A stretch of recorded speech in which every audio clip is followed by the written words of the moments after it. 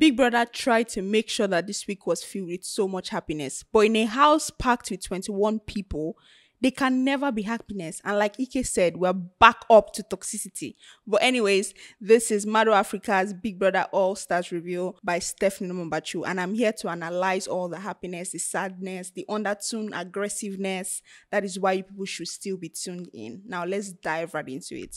Of course, there was no jury. And I really appreciate that there's no jury. But at the end of the day, like, if you start with something, why not end with it? Like, I don't think it's fair to people who have left the house. People like Princess, Kidwire, and Uriel, who left the house because of the jury's decision. And now there is no jury to decide who they want to take out or who they want to keep in the house. I personally do not think it's fair.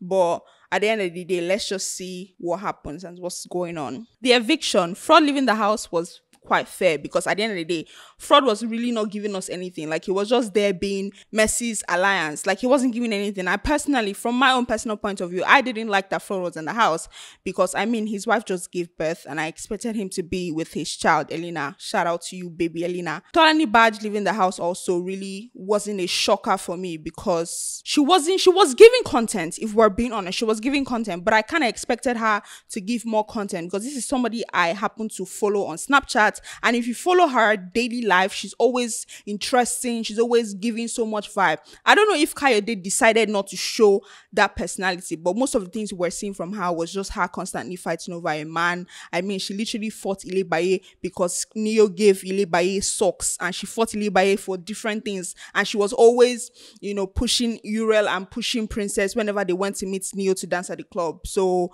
you know, her living was quite embarrassing. And I hope that when she goes online and then she sees people's perspective, she puts her head into place, because that's not the Tolani I expected to see. This is somebody I follow on Snapchat. Like, I've seen a different side to her. So I didn't like that.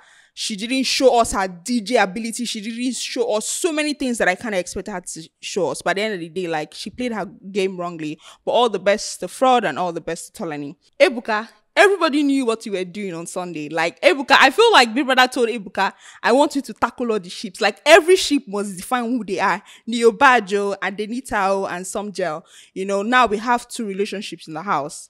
Even though I feel like Venita tried to sway into like the situationship aspect so that she's sitting on the fence. But Ebuka asks both of them to define it.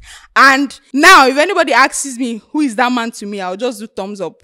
Thumbs up meaning, whatever you want to say, whatever you want to decide, you will decide it. But it was really good to see that they both have each other. Soma was the person that said, yes, that's my girlfriend. But at the end of the day, like, let's just see it all play out, because Angel has said she feels like her and Soma are not as compatible as she might think he is, because she even has a boyfriend outside and they don't fight the way that she fights Soma in the house. Crazy. Like, now you have two men. Thumbs up to Angel.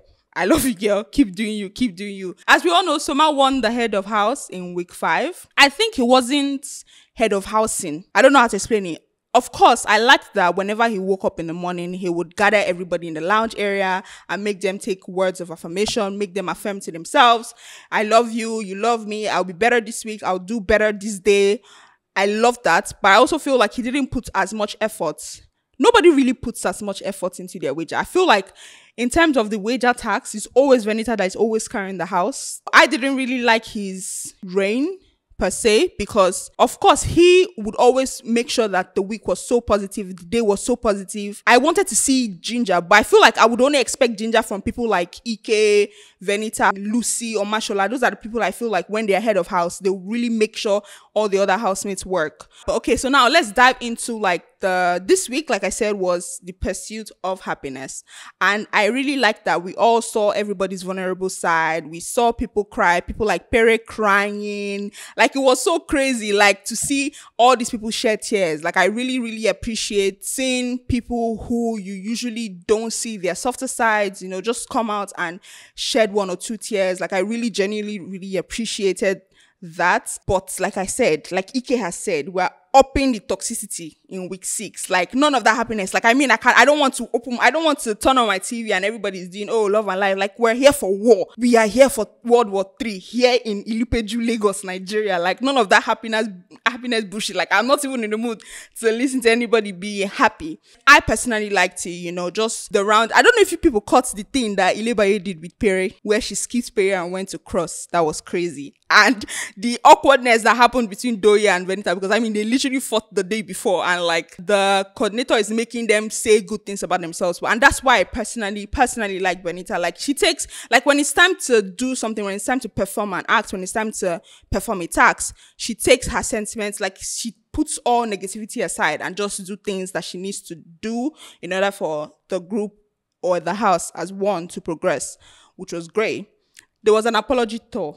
I mean, Perry apologized, Sheyi apologized, Ike apologized. They were just chaotic. And I feel like Perry did not want to apologize because Kid was not in the house, which was so funny. I personally thought that was so funny because, I mean, if Kid was in the house, they would not have apologized. They have somebody to ginger their wickedness. But at the end of the day, like, the week was supposed to be a happiness week. I like that he apologized to Adekunle, and Adekunle actually reciprocated the apology. I like that Ike and Pere called out the names of people and why they feel like, okay, you deserve this apology. Like, okay, I'm sorry that I did this to you. He apologized to Alex, Venita, Adekunle, Ilebaye. It was so nice to actually see them like resonate. But in a house filled with 21 people, happiness doesn't last. Never, ever, ever last.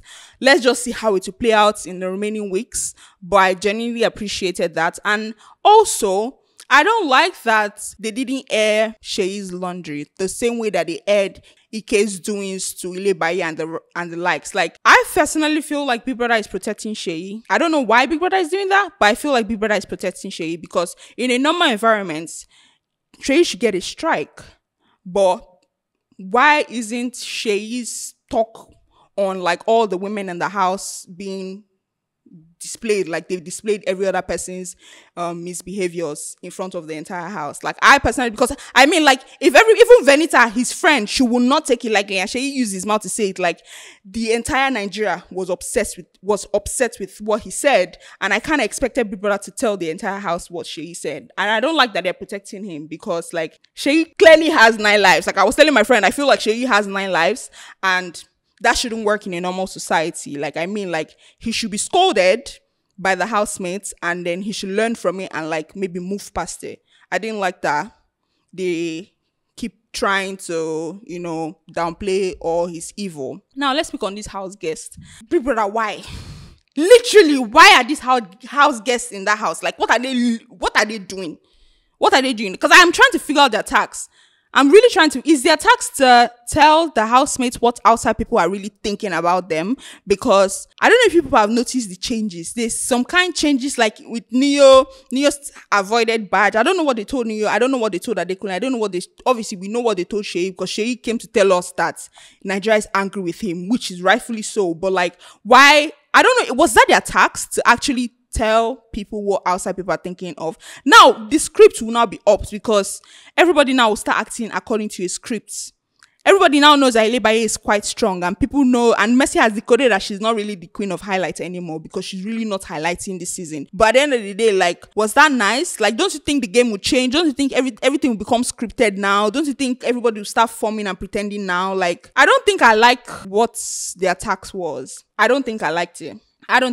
Lucy is really not giving anything. Like, at least Kimopra and Prince are really trying. I expected more from Omashola, I wouldn't lie, to maybe create chaos, because Omashola is known for being a chaotic and loud person. I kind of expected more from him. But Kim, on the other hand, I think she's going into different group circles and like she will just drop one thing and leave. Prince does the same thing too. He assembles people, says one or two things in his parables and then leaves. You know, like, I feel like they're the only ones that are really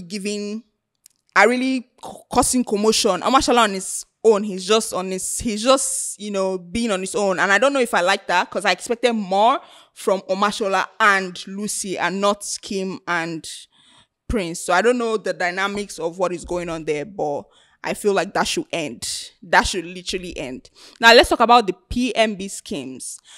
I wouldn't lie, I prefer Pardon Me Please to actually nominating people. Because when you have Pardon Me Please, it's just the chaos, the group meetings, the schemes, the conversations that happens before they actually enter the diary room to actually nominate who they want to be pardoned is usually chaotic, because now you see people scheming Like, it's crazy. Adekunle said, if Venita does not get this pardon me, please, nobody will get it. That's the energy. That's the husband. That's the man. That's my man, my man, my man. He's giving my man. He's giving my husband. He's giving my love. He's giving all that we should give. Like, I don't know. I really liked it. But like, at the end of the day, like, I prefer the schemes. Like, Mondays are usually chaotic. So the things or the group meetings or the interactions that they have before they actually enter the diary room is always crazy, because especially Ike will tell you what you need to hear, but once he enters that room, it's over. Like, he would just say whatever he wants to say. And I think the housemates have kind of realized, especially Mercy was telling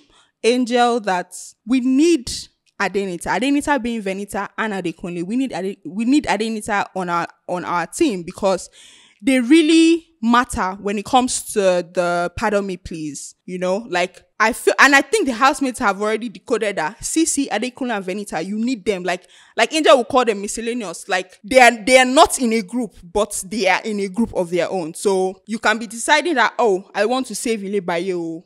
Then 3 of them will now decide to go and save Doyin instead of the Bbnaija that everybody planned to save. Like, it's crazy. And I love the energy. I love that you cannot exactly tell them what to do. Like, they have a mind of their own. They're all intelligent and they all decide to save who they feel like genuinely needs saving. So I enjoy the alliance. It was happiness week, but there was not so much fights. I mean, like, Tolani kept on fighting with Bbnaija. There was some kind of mengre with Kim and Bbnaija. Like, I think Bbnaija was trying to give some kind of energy to Kim because of Prince, and it wasn't giving. Kim was just like, my girl, what are you doing? Like, do you know who I am outside of the house? Like, Prince of all people, Prince. I'm not downgrading Prince, but like, I think that was the energy she was giving. Like, of you have a storyline of constantly fighting for a man. I mean, people say her and Tolani are no different because they keep fighting for men. It's just that Tolani does her own outside, and then maybe Bbnaija does her own very subtly. But at the end of the day, like, I don't know if I feel that way, but I saw some comments of people saying that they actually feel that both of them are the same because they keep fighting over a man. Like, I mean, how would you go and meet Kim because of Prince? This is somebody you literally met some days ago. There's just so much to digest. I can't wait. HOH schemes, the pardon me schemes, the eviction, everybody trying to give a tag, like a legal term now to their relationship. There's just so much happening in the house. I'm excited. I'm excited for the toxicity, like Ike has said. The king of diary session is back. Omashola. When Bbnaija had called him and then he was about to go into the diary room, I left everything I was doing and I went to sit down in front of my laptop. I said, I must watch Omashola's diary session. He just came and he made everybody happy. Like, I was so excited when Omashola came back because I was really, really excited for his diary session schemes and whatnot. Like, he was so funny. Another diary session I really, really enjoyed was Neo, when Bbnaija had told Neo that he was going to take 500 money points on behalf of Neo. Like, that was extremely funny. Like, I was literally dying. Like, Neo said, big brother, please, sir, I have to look fresh. Neo is the type of person that has to, like, him starving is not even important. He needs to look fresh. He said, I can eat bread every day. They know, but my haircuts, my hair, my cloth, my skincare, I have to look fresh. Like, he's me. Neo and I'm Neo. Neo is me. We are two twins. Like, it was giving, like, I can starve, but baby, I have to look good. Another person's diary session I really enjoyed was Doyin. Doyin said, big brother, you safe. You have even been doing some kind of way. And I feel like that's something I can say to big brother, knowing fully well that I'm in his house, eating his food, enjoying his AC, not being hustled and tussled by the Nigerian society. I will still tell big brother, me, Stephanie, I'll tell big brother, you dey fuck up. That's something I can say. I wouldn't even lie. And can I just bring back when Soma did the fuck you to the camera? It's something I can do because I do it a lot. Like, if I see a camera, I'm always acting a mess. I'm always doing something silly. And Angel does it a lot. Angel always tries to mimic the ninjas. Speaking of ninjas, Ninja 8.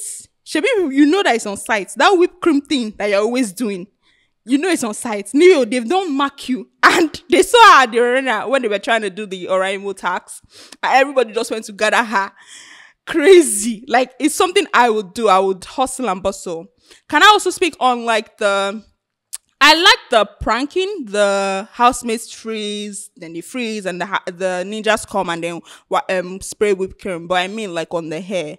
Are you being serious? on their hair. I'm not even trying to be biased, but like I didn't personally like that they sprayed it on her hair, on Venita's hair. But like people will say, you have to, if you're ever going to be in Big Brother's house, you have to leave your pride. Whoever you think you are, once you step into Big Brother's house, you are all equal. And that's what Adekunle was trying to preach in his diary session on Sunday with the entire fraud thing. Because why would you come into, for example now, you come into Big Brother's house and you try to say, oh, you cannot chat to me outside. You know they cannot chat.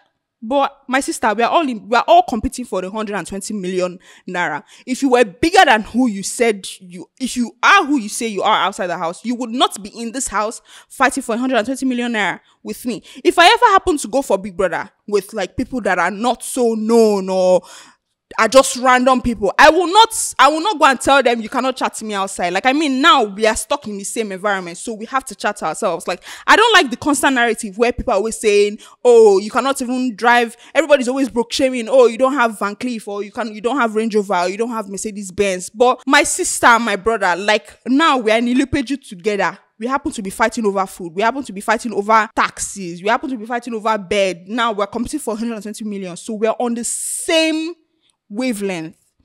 The minute you enter Big Brother Naija, you have to throw your pride away and fight for that money. None of that, oh, me and you can never be in the same space. My sister, now we're in the same space. What are you going to do about it? So I don't like the constant bullying. There's broke shaming. There's just so many things happening in the house. But at the end of the day, like living with 20 other people would be tough on me. I was telling my friend that I can't even live with one person, talk less of 20 people. So I understand everybody constantly complaining. And then I mean, like, you people are stars. Let's even, like, the dirtiness in Big Brother, you people are stars. Can't you people act like stars? Can't you people actually clean after yourselves?